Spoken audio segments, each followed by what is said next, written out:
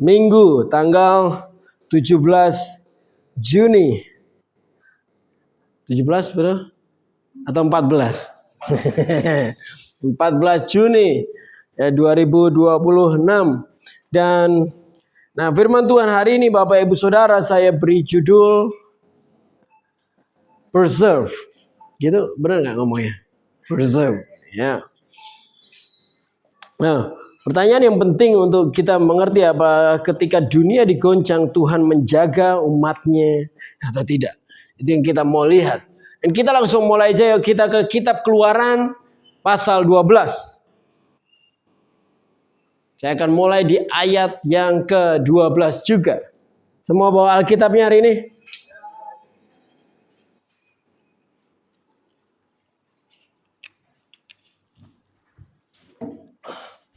Coba cek kanan kirinya siap terima sesuatu yang baru hari ini? Tidak siap.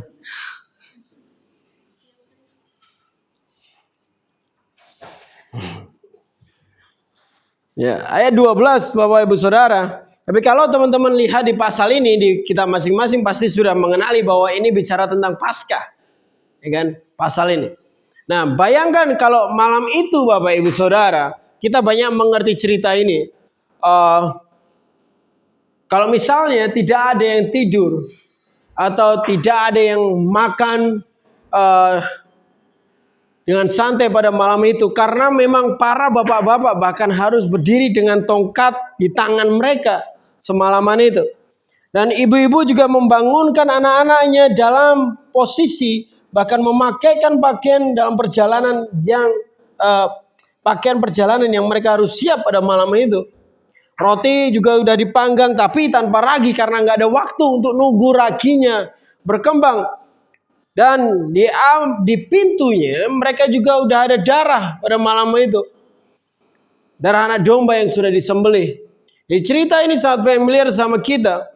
Tapi Tuhan di sini di ayat 12 katakan, sebab pada malam ini aku akan menjalani tanah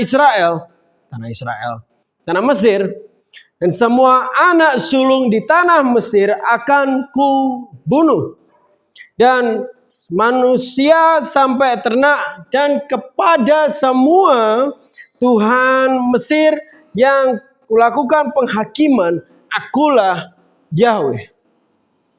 Cerita ini sering banget kita bahas di gereja ini. Tetapi ada beberapa detail yang kita akan pelajari hari ini Bapak Ibu Saudara. Yang mau kita lihat. Nah, salah satunya adalah walaupun Tuhan ngomong dia akan datang, tapi sebenarnya kalau kita sadari tidak ada satupun yang tahu jam berapa Tuhan datangnya. Tidak ada yang tahu seperti apa bunyinya. Tidak ada yang tahu bagaimana rasanya ketika maut lewati rumahnya. Atau bahkan coba melewati pintu mereka. Nggak ada yang tahu. Tapi yang mereka tahu hanya satu hal Bapak Ibu Saudara. Tuhan sedang OTW. Dan satu-satunya yang memisahkan hidup dan mati adalah darah di pintu tadi. Dan inilah yang sering kita sebut malam Paskah. Yang saya mau mulai di sini Bapak Ibu Saudara hari ini. Bahkan saya tidak mulai dari tulah pertama. Bukan juga dari tongkat Musa yang membelah Laut Merah. Tapi dari malam yang penting ini. Dari momen di mana sebuah bangsa dia berdiri di ambang antara kematian dan kehidupan. Ada sebuah keluarga yang menantikan apakah nasibnya di dalam kematian atau di dalam kehidupan. Dan juga apa yang bisa membedakan antara mereka yang bukan dengan kekuatan mereka sendiri.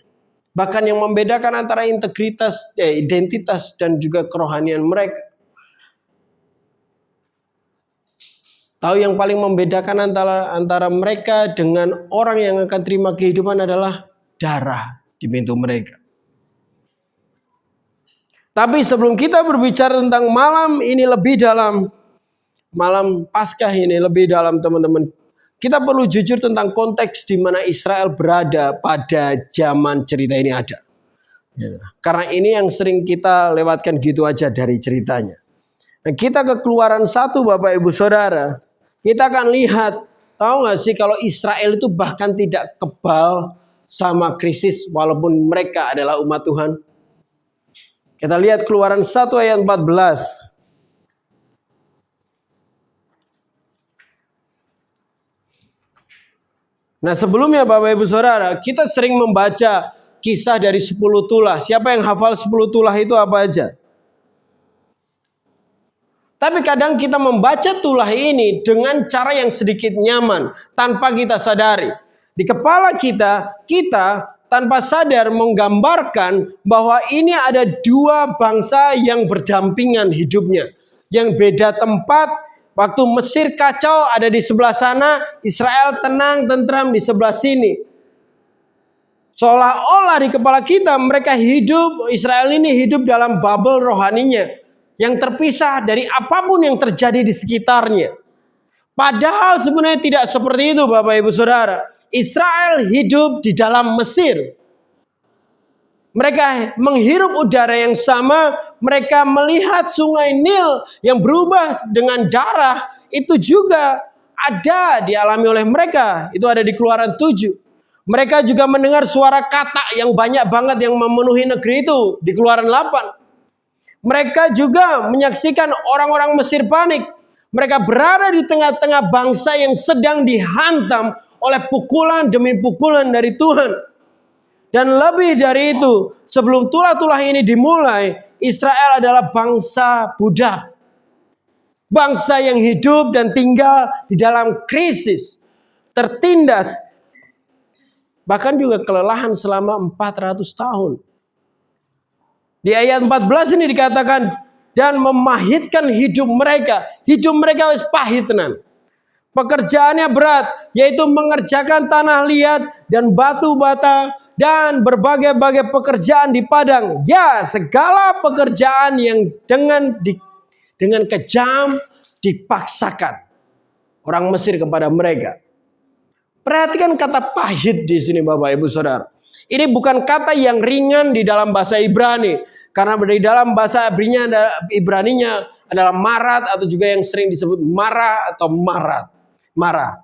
Ini adalah kata yang sama yang digunakan Naomi. Tahu Naomi? Naomi yang mengubah namanya menjadi marah karena dia ngerasa hidupnya terasa begitu berat dan begitu pahit. Nah, Israel itu seperti ini. Kondisi dalam cerita ini. Israel tidak hidup dalam kenyamanan Bapak Ibu Saudara. Mereka bukan bangsa yang hidup di atas angin waktu Mesir itu dilanda kelaparan dan juga kehancuran yang Tuhan bolehkan untuk mereka. Mereka adalah bangsa yang setiap harinya membuat batu bata di bawah terik matahari. Walaupun mereka nggak punya mall tetap punya matahari.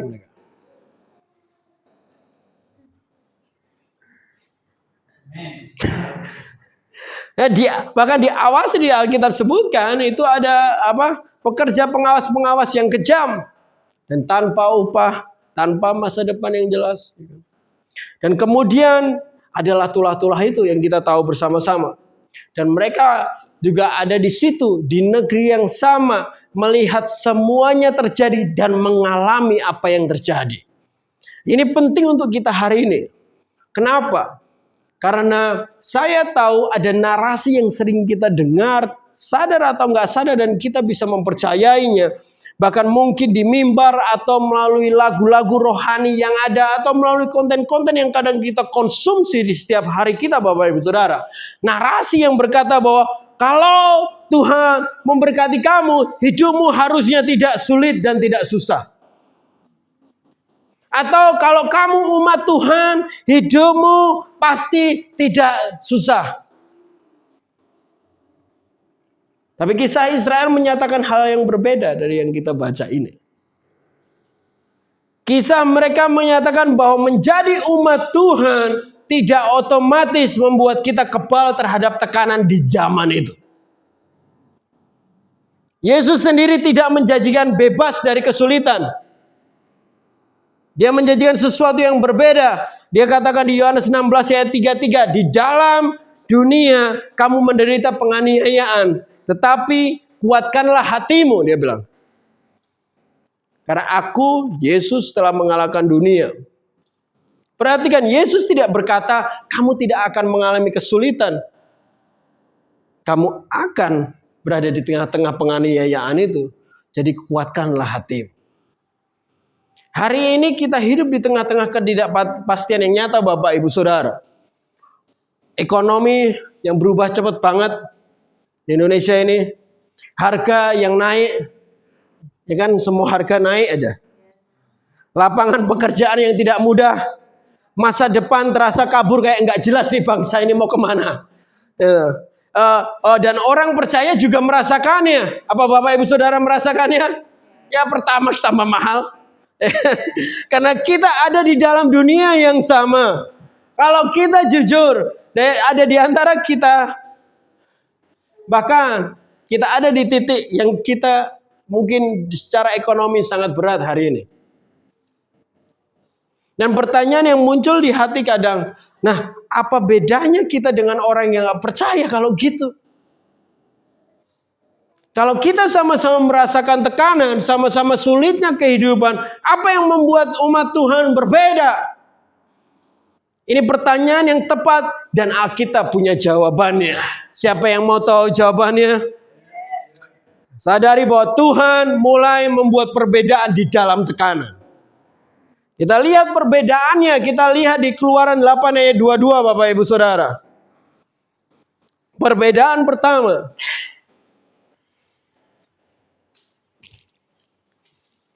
Sudah dapat katakan amin?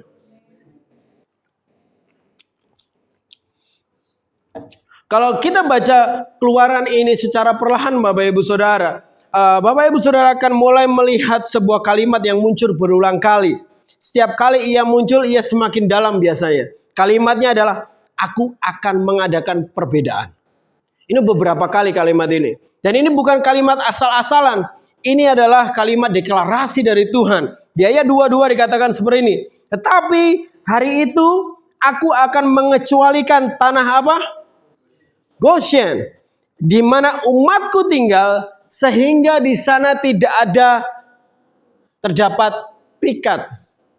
Supaya engkau mengetahui bahwa akulah Tuhan ada di negeri ini. Nah, Bapak Ibu Saudara, perhatikan frasa kata yang bagian terakhir nih.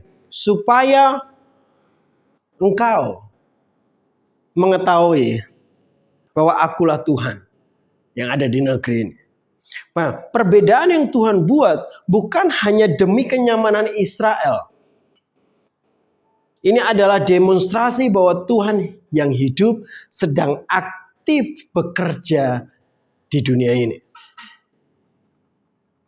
Kadang kita kan merasakan bahwa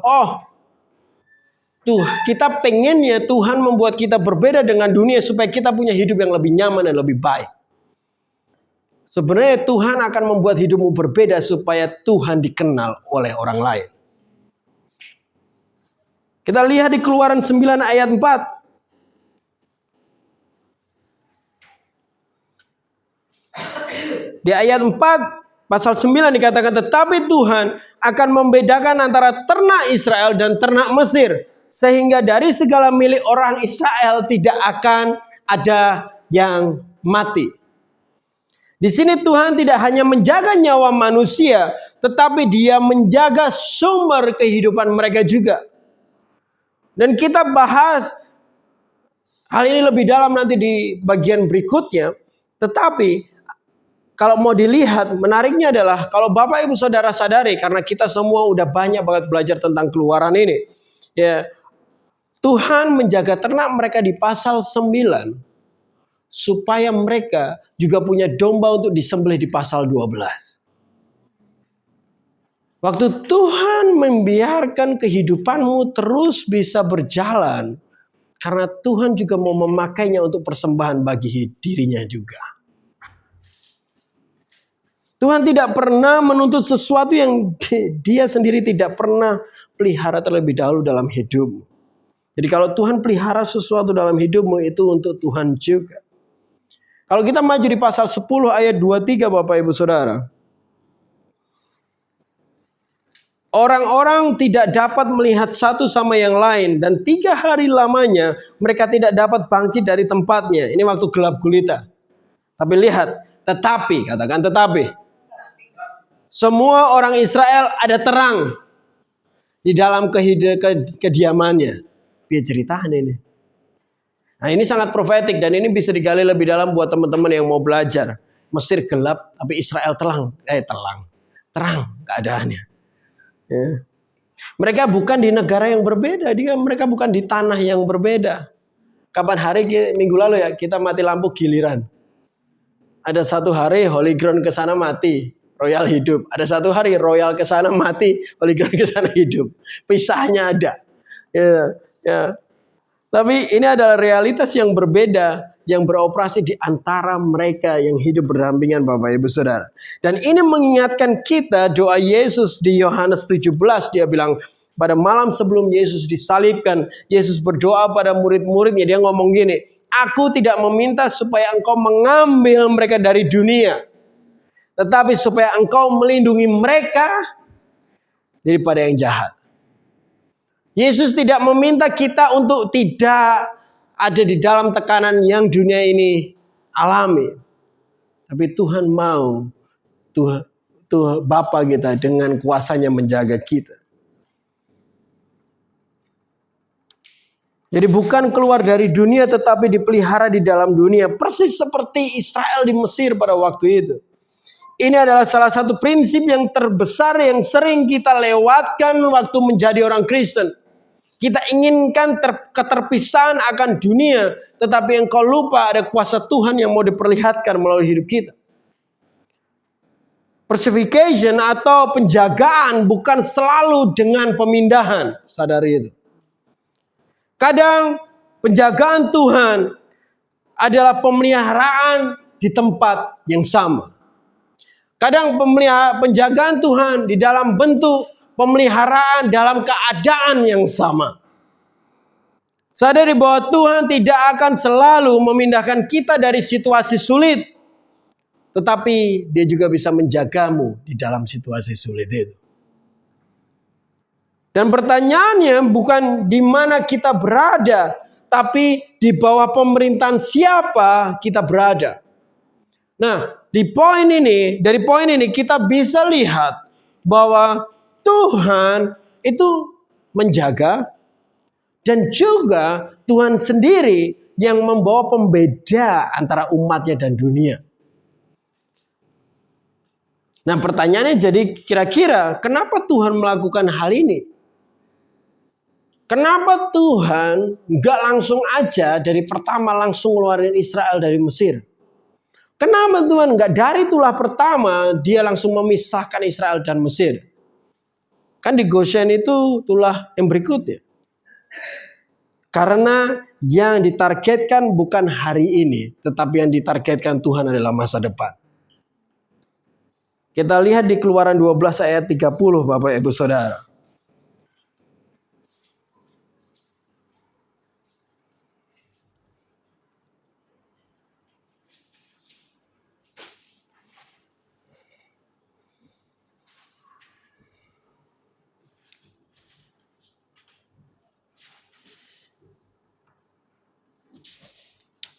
Nah, sebelum kita baca, pertanyaan yang menarik adalah dari 10 tulah yang ada, mengapa tulah yang terakhir adalah yang paling berat?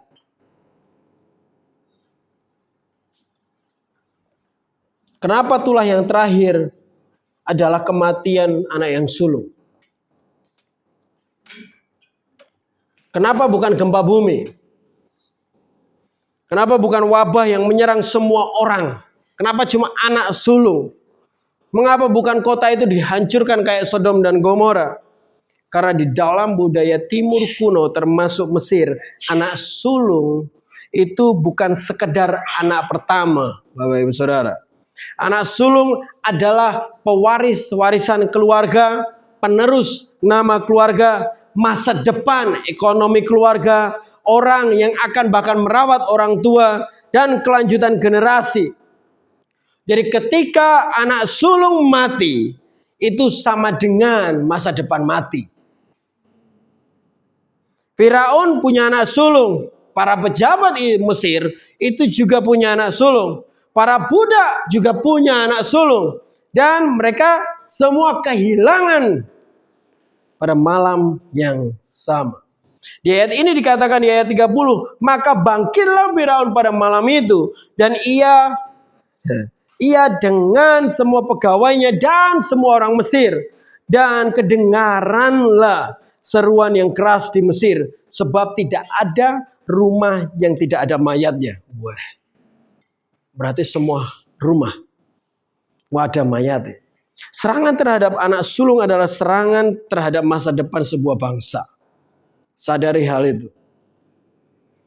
Dan perhatikan hal ini. Sebelum tulah ke-10 terjadi, di tulah ke-5 Tuhan sudah menjaga ternak Israel. Kenapa penting? Karena ternak adalah sumber kehidupan mereka sehari-hari. Tetapi lebih dari itu, karena untuk menjaga anak sulung dan masa depan bangsa itu. Jadi ternaknya untuk hidup mereka hari ini, darah dari ternak itu untuk hidup masa depan mereka. Tuhan tidak hanya menjaga hari ini, tapi Tuhan juga menjaga hari esok. Siapa yang percaya hal itu? Mazmur 105 ayat 24 dikatakan, Tuhan membuat umatnya sangat subur dan membuat mereka lebih kuat daripada lawannya. Ada sebuah prinsip yang saya mau Bapak Ibu Saudara bawa pulang hari ini. Musuh menargetkan masa depan, tapi Tuhan menjaga masa depan. Mungkin ada di antara Bapak Ibu Saudara yang sedang merasakan serangan bukan pada hari ini aja, tetapi serangan terhadap hal-hal yang masa depan. Karir, pernikahan, anak-anak, generasi, dan juga panggilan hidup kita. Dan Tuhan menjaga Israel di Mesir adalah Tuhan yang sama yang sedang kita sembah dan puji. Tuhan yang menjaga masa depan Israel pada waktu mereka di Mesir adalah Tuhan yang sama yang berkuasa untuk masa depanmu. Tapi ini yang membawa kita kepada pertanyaan atau pernyataan yang paling penting untuk malam ini Bapak Ibu Saudara atau hari ini. Karena kamu mungkin sudah mulai berpikir, oke, jadi karena aku orang percaya, aku otomatis terlindungi. Apakah setiap orang percaya otomatis terlindungi? Ya atau ya? Oh, tidak secepat itu Fulgoso.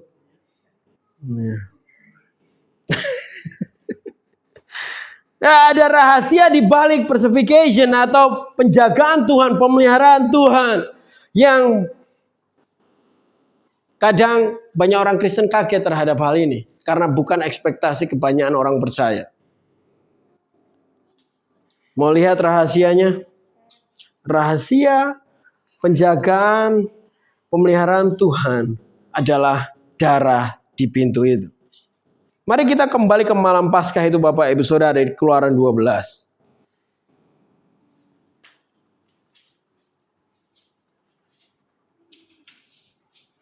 Sudah di Keluaran 12? Sudah katakan amin? Nah, bayangkan kalau bangsa Israel pada malam itu berkata, oke, aku tahu tentang darah. Aku setuju kalau darah itu bisa memulihkan. Oh, itu ide yang bagus. Tapi aku tidak perlu mengoleskan. Toh aku orang Kristen. Toh aku umat Israel gitu. Tuhan tahu kok aku di sini. Aku orang Israel. KTP ku Israel, lihat. Apa yang akan terjadi kalau mereka hanya tahu tentang darah, mereka dengar perkataan Tuhan, mereka saking pedenya mereka sebagai orang Israel, mereka tidak oleskan darah itu. Kita tahu jawabannya kan? Apa yang akan terjadi? Karena Tuhan tidak berkata, aku akan melewati rumah orang yang percaya.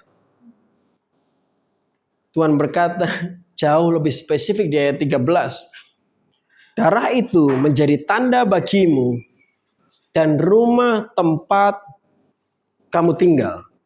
Apabila aku melihat darah itu, aku akan lewat daripadamu. Jadi tidak akan ada tulah yang memusnahkan kamu apabila aku menghukum tanah Mesir. Dia katakan apabila aku melihat darah. Bukan apabila aku melihat orang yang baik. Bukan juga apabila aku melihat orang yang cukup rohani. Bukan juga apabila aku melihat keturunan Abraham. Kalau aku lihat KTP-mu ada Kristennya. Kalau aku lihat darah, dan ini membawa kita kepada sebuah kebenaran yang harus kita pahami secara mendalam. Bukan hanya sekedar secara intelektual, tetapi sampai kepada tulang daging di dalam hidup kita. Setiap rumah mengalami kematian, tapi pada malam itu tidak ada rumah yang lolos tanpa kematian. Entah anak sulungnya mati atau anak dombanya mati. Tidak ada pilihan ketiga. Tidak ada rumah yang bebas dari kematian. Kecuali yang punya darah pada pintunya. Tapi ini kalau teman-teman sadari, kalau Bapak Ibu Saudara sadari, ini adalah gambaran tentang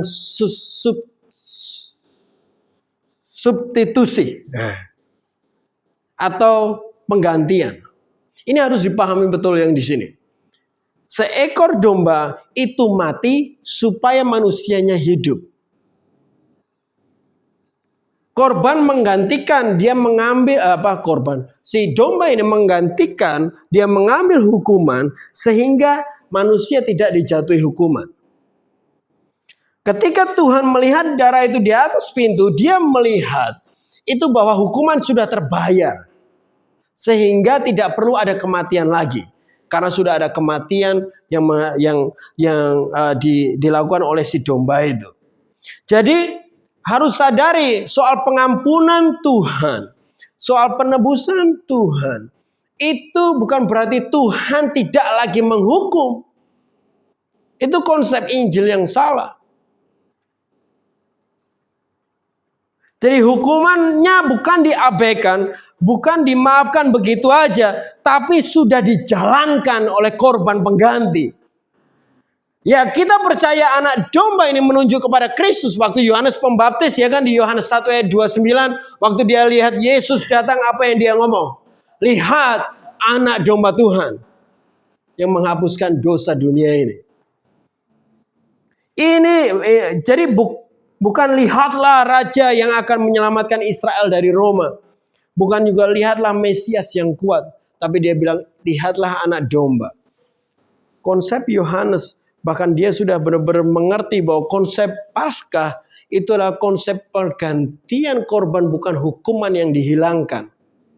Karena Tuhan kita, Tuhan yang setia dan adil. Dan bahkan Paulus juga menegaskan Bapak Ibu Saudara di 1 Korintus 5 ayat 7 dia sebutkan sebab anak domba Paskah kita juga setelah disembelih yaitu Kristus. Darah anak domba di ambang pintu Israel adalah gambaran atau bayangan tentang salib yang Yesus akhirnya genapi juga. Catat hal ini Bapak Ibu Saudara. Iman yang diwujudkan itu penting daripada hanya sekedar diyakini. Kita tidak cuma mau meyakini iman, kita mau menghidupi iman itu.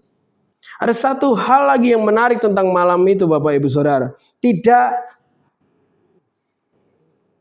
sadari kalau Tuhan tidak menyuruh Israel hanya percaya dalam hati. Perlu ada tindakan yang keluar dan dilakukan oleh mereka. Jadi expect kalau Tuhan ingin kita lakukan sesuatu, Tuhan benar-benar ingin kita lakukannya. Mereka harus memilih seekor domba yang tidak bercacat, memeliharanya selama 4 hari, menyembelihnya pada sore hari, mengambil darahnya dengan hisop, dan mengoleskannya di ambang pintu.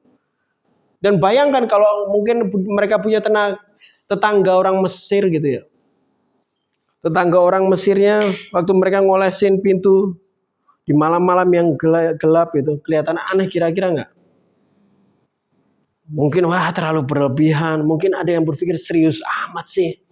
Atau malah melihatnya seperti sesuatu yang terlalu radikal. Tetapi mereka tetap aja taat dengan tindakan yang nyata. Penulis Ibrani mention terhadap hari ini di pasal 11 ayat 28. Dia katakan karena iman maka ia mengadakan Paskah dan pemercikan darah supaya pembinasaan anak-anak sulung jangan menyentuh mereka. Iman yang menyelamatkan bukan hanya iman yang dipikirkan. Iman yang menyelamatkan adalah iman yang diwujudkan dalam ketaatan. Dan inilah inti dari keseluruhan penjagaan atau personification yang Tuhan lakukan.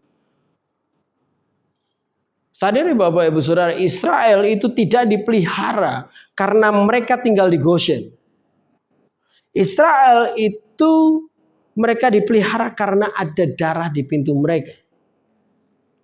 Yang membedakan umat Tuhan dari dunia bukanlah lokasi mereka berada, melainkan perjanjian yang menaungi mereka.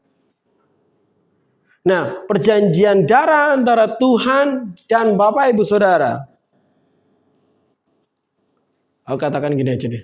Perjanjian darah antara kamu dan Tuhan akan menjaga darah dagingmu terus mengalir sampai masa depan.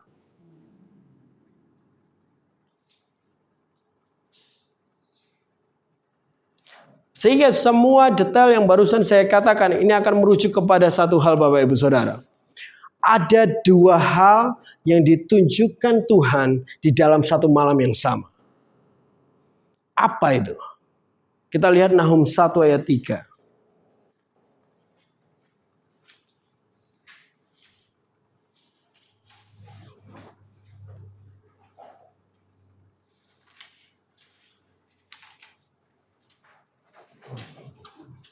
Nahum 1 ayat 3. Ketemu Nahumnya? Belum. Nahum agak sulit ya dicari ya, jarang dibuka ya.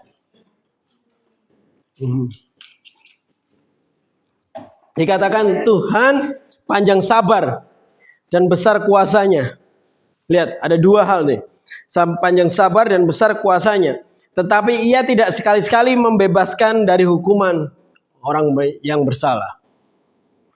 Ada sesuatu yang luar biasa tentang malam Paskah ini yang sering kita lewatkan. Pada malam yang sama, pada hari yang sama, Tuhan menunjukkan dua sisi dari karakternya secara bersamaan. Dan kedua-duanya itu harus kita pegang, harus kita sadari dan kita percayai karena itu memang Tuhan kita. Pertama, Tuhan tidak kompromi dengan ketidaktaatan Mesir. Makanya dia tetap dihukum. Firaun dihakimi, penindasan selama 400 tahun tidak diabaikan begitu aja. Tuhan gak menutup mata atas semua dosa dan bahkan penentangan Firaun tentang hal itu. Ya kan, masa depan yang sudah panjang yang sudah ada. Jadi ini penting, ada teologi yang populer yang mengatakan bahwa Tuhan terlalu baik untuk menghukum. Jadi Tuhan tidak akan menghukum itu. Tapi Alkitab menggambarkan Tuhan yang adalah hakim yang adil. Nah, berarti kalau teologi yang ngomong Tuhan gak pernah menghukum, gimana kalau Tuhan yang adil? Bapak Ibu Saudara, keadilan Tuhan itu nyata. Dan hukumannya itu serius. Dan kebanyakan orang Kristen gak suka dengar yang bagian ini. Di tengah murkanya, tapi di tengah murka hukuman itu, Tuhan juga menyediakan jalan kasih-Nya. Tapi perhatikan ini, siapa yang menyediakan anak domba Paskah? Siapa yang menyediakan anak domba Paskah? Dan siapa yang juga memberikan instruksi untuk tentang darah ini?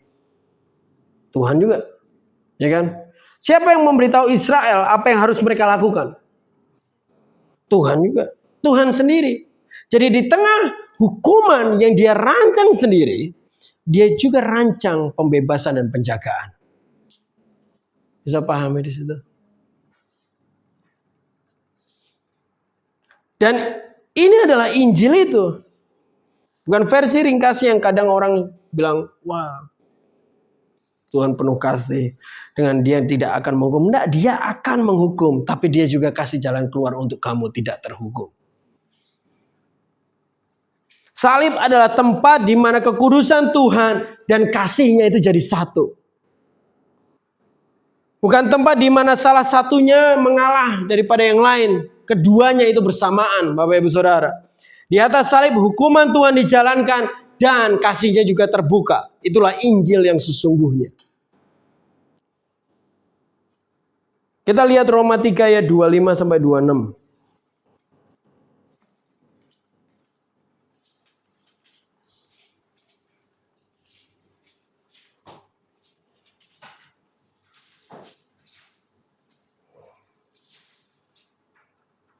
Saudara dapat katakan amin. Kristus Yesus telah ditentukan Tuhan menjadi jalan pendamaian karena iman dalam darahnya. Hal ini dibuatnya untuk menunjukkan keadilannya karena ia telah membiarkan dosa-dosa yang telah terjadi dahulu pada masa kesabarannya. Maksudnya ialah untuk menunjukkan keadilannya pada masa ini supaya nyata bahwa ia benar dan menjaga kebenaran orang yang percaya kepada Yesus. Nah, Paulus ini yang nuliskan.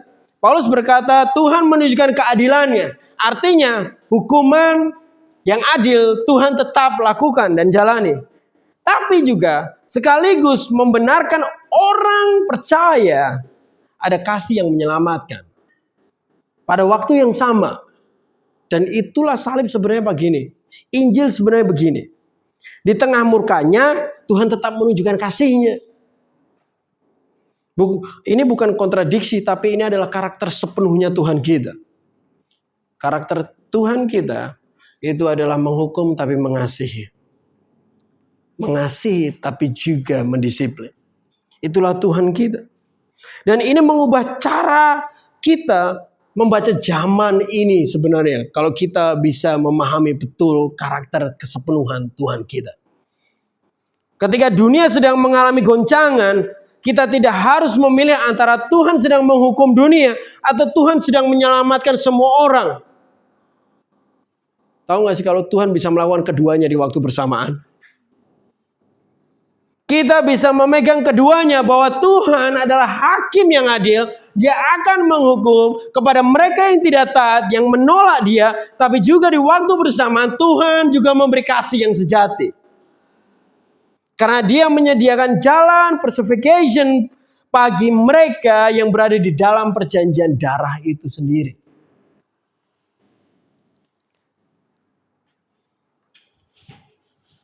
Jadi pertanyaannya bagaimana kita jadi umat Tuhan yang terjaga walaupun di tengah hukuman itu. Bagaimana kita menjadi umat Tuhan yang di-preserve. Saya kasih 3 aja secara cepat Bapak Ibu Saudara. Karena saya lihat mukanya sudah pada lapar. Ini. Coba cek kanan kirinya. Itu muka-muka lapar belum?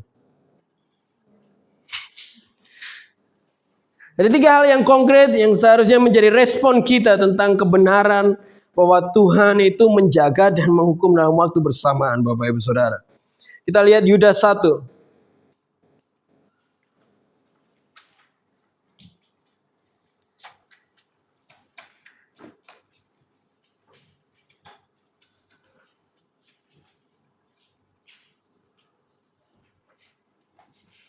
Yudas 1 ayat 1.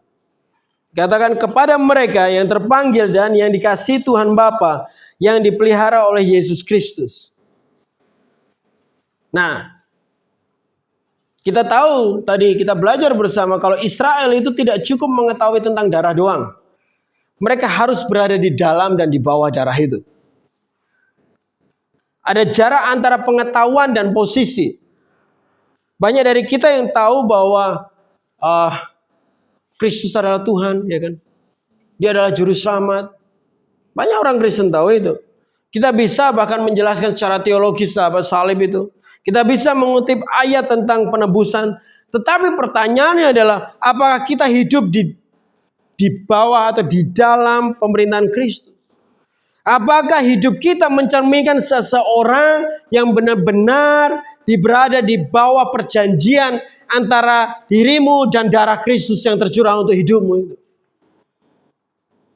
Dalam praktiknya, karena dipelihara untuk Yesus Kristus, artinya adalah hubungan aktif yang menjaga kita dengan Dia, bukan sekedar label agama aja. Seberapa aktif dirimu di dalam hubungan bersama Dia.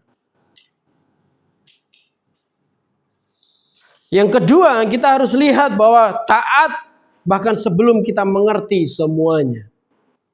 Di Ibrani 11 ayat 28 tadi yang saya singgung di atas, dikatakan kan karena iman, maka ia mengadakan Paskah dan memecikkan darah, supaya pembinasa anak-anak sulung jangan menyentuh umat Tuhan atau mereka.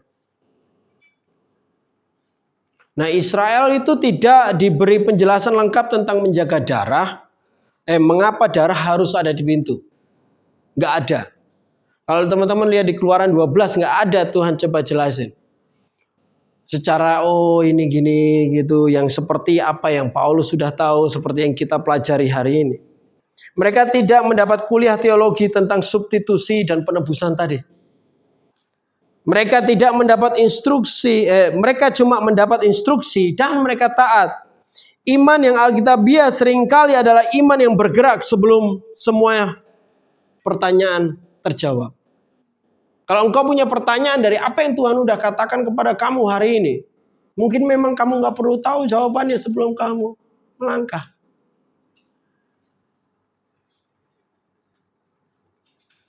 Kadang personification datang melalui ketaatan yang sederhana. Bukan melalui strategi rumit dari pengetahuan yang begitu dalam terhadap teks dan teologi yang ada. Bukan melalui koneksi yang kita punya terhadap orang-orang sekitar, yang kita tahu orang yang lebih hebat. Tapi melalui ketaatan pada apa yang Tuhan katakan, bahkan ketika kita belum melihat hasilnya. Penjagaan Tuhan ada untuk orang-orang yang seperti ini.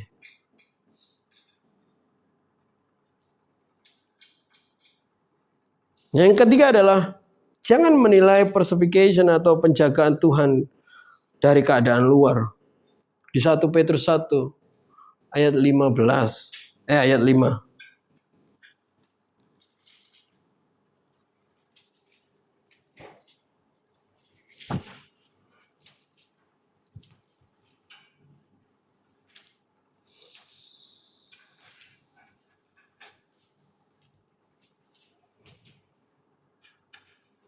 Kamu dilindungi dalam kekuatan Tuhan karena imanmu.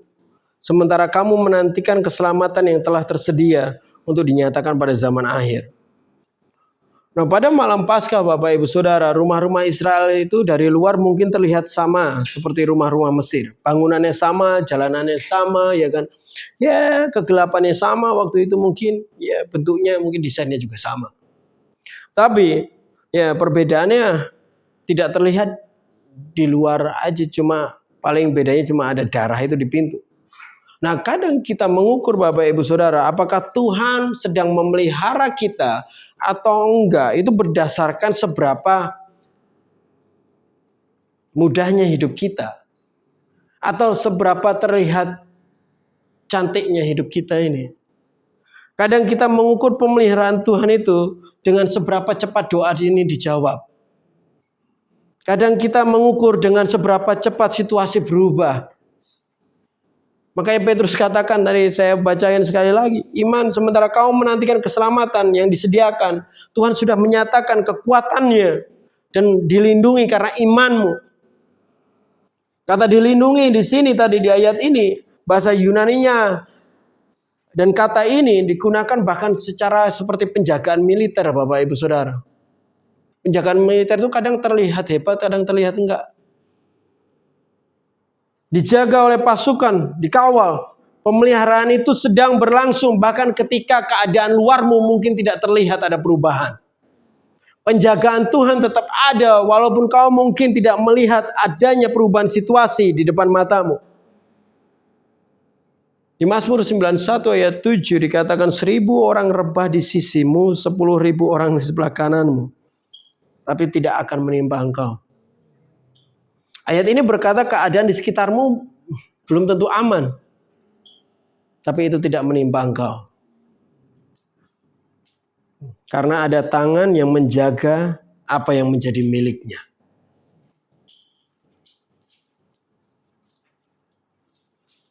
Sesuatu yang harus kita sadari Bapak Ibu Saudara, bahwa apapun yang terjadi di kitab Keluaran terhadap Tuhan yang menjaga umatnya dan masa depan umatnya di Mesir, itu Tuhan yang sama untuk kita. Dia adalah tanda yang sama untuk kita hari ini. Kita mau balik ke Keluaran 12 untuk menutup perjalanan kita hari ini. Di ayat 22 Bapak Ibu Saudara.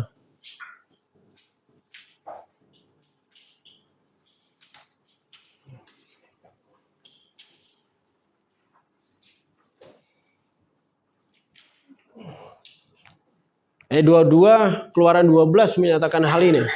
Kemudian kamu harus mengambil seikat hisop dan mencelupkannya pada dalam darah yang ada dalam sebuah pasu, dan darah itu kamu harus sapukan pada ambang atas dan kedua tiang pintu. Seorang pun dari kamu tidak boleh keluar pintu rumahnya sampai pagi. Nah, Tuhan memberikan instruksi terakhir. Tapi satu kalimat yang terdengar sederhana tapi kadang kita lewatkan. Dikatakan seorang pun dari kamu tidak boleh keluar dari pintu rumah sampai pagi. Sampai selesai pengumuman itu. Saya ingin berhenti sebentar di kalimat ini Bapak Ibu Saudara. Karena menurut saya ini adalah instruksi terakhir Tuhan yang bahkan sebelum malam itu dimulai, dia sudah siapkan minta umatnya melakukan hal ini. Bukan tentang darah, bukan tentang anak domba lagi di posisi ini. Bukan tentang tulah lagi. Dan bukan tentang Firaun. Tapi tentang satu hal yang sangat sederhana. Saya katakan tetap di dalam. Katakan tetap di dalam. Bayangkan malam itu. Ya, di luar ada ketidakpastian. Karena nggak tahu kapan Tuhan lewat, ya kan. Nggak ada yang tahu semua ini. Bahkan di titik tertentu mulai ada teriakan. Mulai di luar rumah itu ada ketakutan. Di luar ada kematian yang sedang berjalan dan melintasi seluruh daerah Mesir. Tapi Tuhan berkata, jangan keluar. Tetap di dalam. Kalau saya ada di sana mungkin saya mulai bertanya-tanya, Tuhan kenapa? Itu kayaknya ramai banget di luar pada teriak-teriak. Bayangkan kalau setiap rumah di Indonesia ini ada satu mayat mati malam itu juga, kira-kira suaranya kayak gimana? Dan itu yang terjadi di Mesir pada malam hari itu. Kenapa Tuhan saya tidak boleh keluar? Kenapa saya tidak boleh melihat apa yang sedang terjadi di dunia ini? Kenapa saya tidak boleh memastikan sendiri apakah bahwa semuanya udah aman belum? Tahu gak sih Bapak Ibu Saudara? Keselamatanmu di malam hukuman Tuhan itu tidak ditentukan dari apa yang terjadi di dunia. Tapi apa yang terjadi di rumahmu. Keselamatanmu ditentukan oleh apakah engkau tetap tinggal di bawah ketaatan yang ada di dalam rumah itu. Saya rasa itulah pesan Tuhan untuk gereja kita hari ini. Karena kalau kita jujur, kita hidup di masa yang membuat banyak orang ingin keluar dari rumah. Pengen coba deh apa sih yang terjadi. Coba deh mungkin di luar akan lebih baik. Tantangannya begini, gak ada bedanya. Keluar dari tempat yang Tuhan percayakan. Keluar dari tempat ketaatan. Keluar dari komunitas. Keluar dari gereja Tuhan. Keluar dari tubuh Kristus yang sudah ada dan ditentukan Tuhan. Dan tanpa sadari mereka sebenarnya keluar dari perjanjian darah itu. Kalau anak Israel itu keluar pada malam itu, mereka keluar dari perjanjian darahnya Tuhan. Karena kita merasa lebih aman kalau kita bisa ngurus semuanya sendiri. Coba deh tak lihat di luar tuh kenapa gitu. Siapa yang pernah minimal 1 kali aja terbersit di kepala kita untuk keluar dari komunitas? 1 orang aja? 2, 3, ada? 4, 5. Cuma itu aja. Aku pernah. Gitu. Kita semua pernah. Tapi sadari sesuatu di cerita ini. Di malam Paskah mengajarkan sesuatu yang berbeda. Israel tidak diselamatkan karena mereka berani keluar. Ada amin. Israel itu tidak diselamatkan karena mereka memahami semua yang sedang terjadi. Generasi Israel terselamatkan, masa depan Israel terselamatkan karena mereka tetap di dalam. Katakan tetap di dalam. Israel tidak diselamatkan karena mereka punya strategi yang paling hebat. Mereka diselamatkan karena mereka tetap tinggal di mana Tuhan telah tentukan. Ya, dan bukankah itu yang sudah kita lihat sepanjang firman Tuhan hari ini? Di tengah-tengah hukuman Tuhan ada kasih-Nya. Dan untuk menjadi bagian dari kasih, penyelamatan, dan penjagaan Tuhan itu, kita harus tetap di dalam darah itu. Mereka mengalami tekanan yang sama. Mereka hidup di Mesir yang sama. Mereka melihat krisis yang sama. Tapi Tuhan membuat perbedaan. Kenapa? Karena Tuhan sedang menjaga sesuatu. Bukan hanya hari ini, tapi Tuhan juga sedang menjaga masa depan kita. Bukan hanya hari ini, bukan hanya demi kenyamanan kita, bukan hanya demi keadaan kita, Tuhan sedang menjaga tujuannya di dalam hidupmu. Tuhan sedang menjaga generasimu. Tuhan sedang menjaga masa depan Israel dan sekarang Tuhan juga sedang menjaga generasi kita.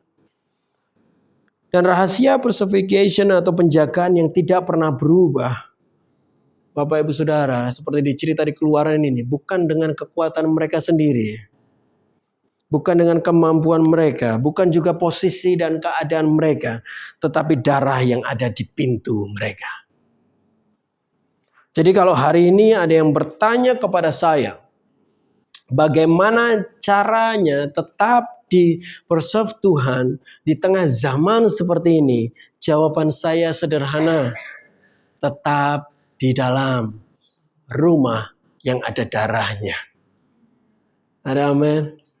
Kalau mau jaga generasimu, tetap di dalam rumah yang ada darahnya. Jawabannya sederhana Bapak Ibu Saudara. Di dalam komunitas yang mengejar dan juga menjaga dan melakukan ketaatan terhadap apa yang Tuhan katakan. Saya tidak tahu apa yang akan terjadi beberapa tahun ke depan. Saya tidak tahu bagaimana keadaan ekonomi bangsa ini. Saya tidak tahu goncangan apa yang masih dan sedang atau bahkan lebih parah untuk kita semua. Tapi saya tahu satu hal. Tuhan menjaga orang Israel di Mesir masih duduk di tahtanya hari ini. Dan masih melakukan apa yang sudah dia lakukan sejak dulu. Dia menjaga apa yang menjadi miliknya. Apakah di tempat ini adalah umat milik Tuhan? Jadi ketika dunia berkata keluar cari perlindunganmu sendiri, firman Tuhan katakan tetap di dalam rumah yang punya darah. Ketika ketakutan berkata pegang kendalinya sendiri. Wah, ternyata firman Tuhan berkata kepada kita hari ini tetap di dalam. Ketika keadaan juga berkata masa depanmu udah gak aman. Enggak, selama aku di dalam masa depanku tetap ada.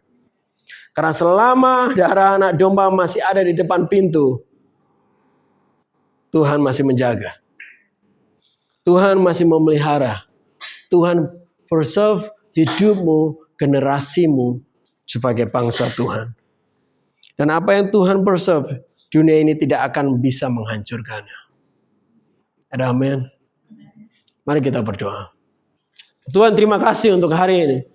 Kasih karunia-Mu yang Engkau miliki untuk hidup kami, menjaga bahkan di dalam hukuman dan juga